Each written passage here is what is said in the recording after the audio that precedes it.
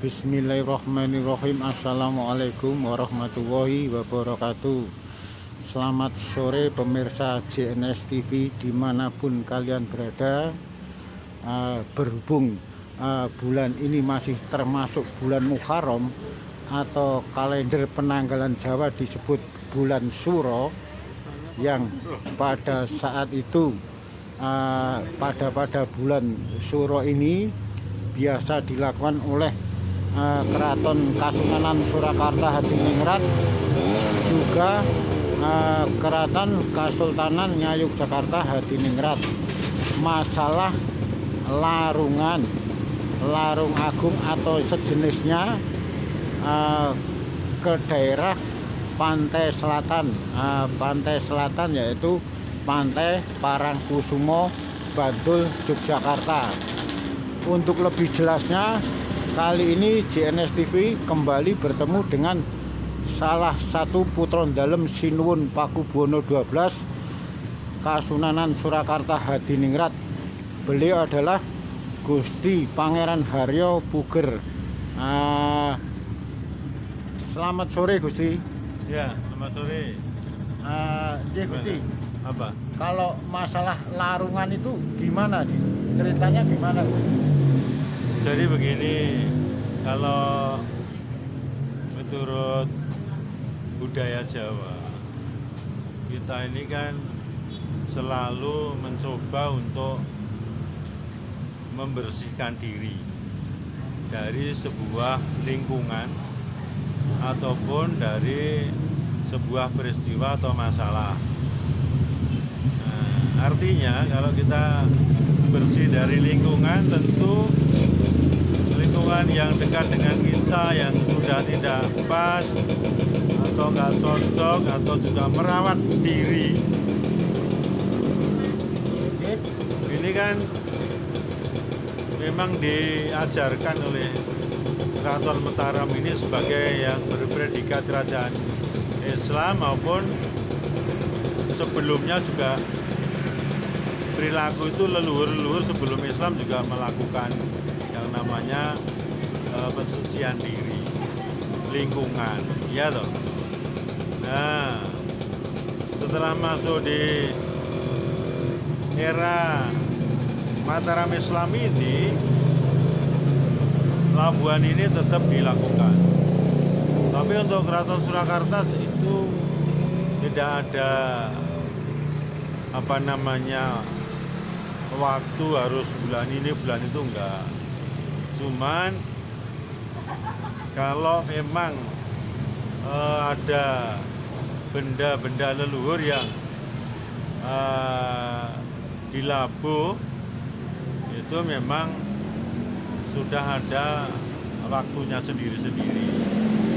Tapi labuhan itu bisa kapan saja dilakukan oleh Keraton Surakarta pada masa Sinuwun siapapun. Itu dengan melabuh apa yang dianggapnya sudah tidak perlu atau barang yang dari fisiknya, mungkin pakaian atau ini kuku, ya, terus rambut, ini dikumpulkan dan akhirnya dilabuh. Bisa juga dilakukan kalau tidak ke laut, mungkin juga bisa di sungai. Sungai yang terdekat di Bengawan Solo. Bisa juga ditanam, ditanahkan. Nah, mau milih yang mana? Jadi tidak harus ke laut sebetulnya. Nah, tetapi kalau itu partai besar, tentu butuh tempat yang lebih bisa menampung, yaitu laut. Akhirnya Parangtritis dan Parangkusumo ini menjadi titik tujuan. Nah, makna dari labuhan itu tadi membuang apa yang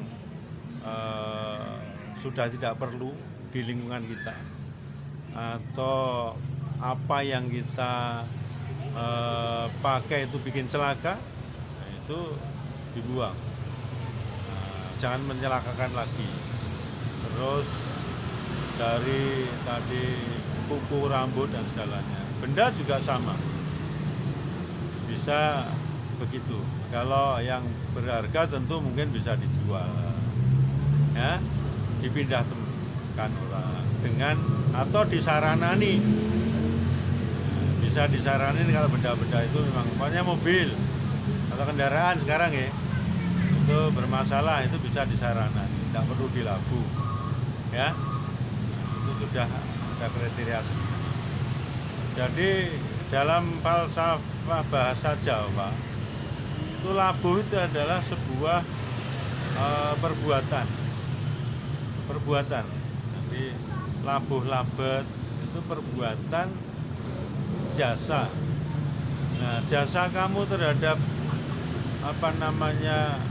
pakaian kamu itu nggak sembarang buang gitu. Kalau kuku ini kan ciptaan Allah juga, rambut juga. Ini kalau buang ya harus menghormatkan yang memberi. Nah, makanya dilabuh itu menghormatan pada yang memberi. Sandangan juga yang memberikan Allah, ya. Nah, kita harus menghormati. Kalau membuang ya dosa. Kalau masih bagus ya kita berikan kepada fakir miskin yang memerlukan. Tapi yang pantas pakai kan gitu ya. Jadi itu juga dilabuh namanya, sama. Jadi labuh itu labuh labet jual jasa. Nah, jasa kepada siapa? Kepada Tuhan Yang Maha Kuasa. Bahwa saya sudah mengopeni apa yang Anda berikan, Allah berikan. Saya buang ya rasa enak itu. Nah gitu. Jangan sampai juga akan mencemari lingkungan dan mengganggu orang lain. Ini kan tidak ajaran agama, tidak ajaran Allah. Maka pelabuhan itu sudah maknanya itu, supaya juga kalau ada benda di lingkungan, di tempat mana ada yang itu perlu dibersihkan ya dengan teknologi pelabuhan, maka itu keraton pada waktu itu mencoba memonitor itu dengan segala perangkat kerjanya. Nggih Gusti, kalau selama ini baik itu Kasultanan Ngayuk Jakarta Hadiningrat Ya. ataupun Kasunanan Surakarta Hadiningrat, itu bukankah biasanya yang dilabuh itu ageman dari milik seorang raja tadi? Iya, makanya saya tadi bilang pakaian raja atau benda yang nempel di raja, ada rambut, ada kuku ya, itu. Nah, kalau yang lain bisa jadi bunga pun bisa dilabuh loh, jangan salah. Jadi bunga-bunga yang pernah dipakai di keraton, di kamar pusaka dan segala itu dikumpulkan di satu tempat, nanti tidak dibuang sembarangan, bisa dipendem. Kalau ada waktu labuhan bisa ikutkan labuhan sama. Itu. Jadi tidak hanya pakaian raja, pakaianku pun iya. Tapi kalau saya cukup di sungai dulu. Tadi banyak aku pakai kendaraan tabrakan, pakaianku dilucuti sama ibu saya, dilabuh. Gawan Solo sama, nggak perlu ke laut. Gitu loh, paham ya? Ya. Gusti, kalau selama ini yang dilarung atau dilabuh baik itu ke laut ataupun ke sungai, kalau di sini Bengawan Solo, atau harus ditanam, lah selama ini yang menjadikan bahan labuhan itu milik raja yang masih hidup atau raja yang sudah meninggal, Gusti? Bisa jadi yang sudah meninggal, karena peninggalan itu kalau sudah rusak, paling sudah nggak bisa diopeni, ngapain tidak dilabuh. Tapi kalau secara sekarang ya masih bisa diopeni, ya diselamatkan sebagai peninggalan artefak kan gitu. Itu kalau dulu ya wes kayak mbahmu ya dilabuh baik gitu. Jadi tempat punyanya leluhur juga sama dilabuh sama. Jadi tidak hanya milik pribadi, punya leluhur kalau sudah enggak. Seperti langsir dari Sultan Agung itu giliran Jogja dan Solo gantian, mana lagi tempat leluhur itu 8 tahun sekali barangkali kalau yang nggak keliru. Oh, langsena beliau Sultan Agung itu pernah dilabuh dari Keraton Solo dan Keraton Jogja. Ya, itu giliran toh. Iya. 8 tahunan kalau nggak salah. 8 tahunan. Kenapa kok nggak pilih di museumkan atau dilestarikan, Gus? Nah ini kan harus ada kesepakatan lagi gitu ya. Kalau tatanan masa lalu begitu.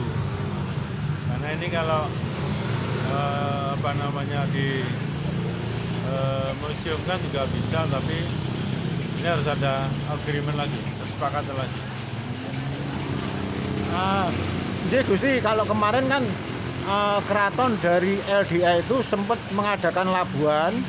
Itu yang dilabuh itu songsong atau payung yang ada di pusara makam beliau Prabu Handayoningrat, juga langsenya itu sah-sah saja Gusti. Kalau itu saya nggak ngurusi LDA-nya ya, enggak. Tapi kalau tata caranya tempatnya leluhur itu bisa jadi sah-sah saja, enggak apa-apa. Cuma yang jadi permasalahan itu sekarang orang tahu nggak itu bahwa ada budaya kayak gitu. Kalau tahu ya enggak apa-apa. Itu siapapun kalau memang punya benda yang mesti harus bisa jadi. Berarti nggak masalah tuh ya, peninggalan siapapun nggak masalah Gusti. Ya, peninggalan siapapun nggak masalah. Tinggalannya, kesepakatannya gimana? Kita peduli itu harus ada acuannya lah. Jadi nggak boleh mengada-ada ya. Nah itu sudah leluhur dulu kan, memang benda-benda leluhur itu dilakukan, ya sudah selesai. Biar tidak ngotori lingkungan, juga tidak menimbulkan persepsi yang negatif, sehingga nanti malah jadi yang namanya klinik kan nggak enak. Ya toh? Itu menjaga dari situ. Ya udah, garum kata selesai. Kalau berarti selama ini menurut Gusti Puger yang selaku budayawan dari Keraton Kasunanan Surakarta Hadiningrat, mensikapi adanya labuan yang kemarin itu gimana Gusti?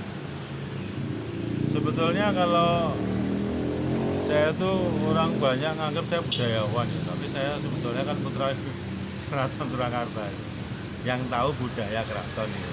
Tapi umumnya orang mengatakan itu budayawan, ya oke, tidak apa-apa, malah hebat itu.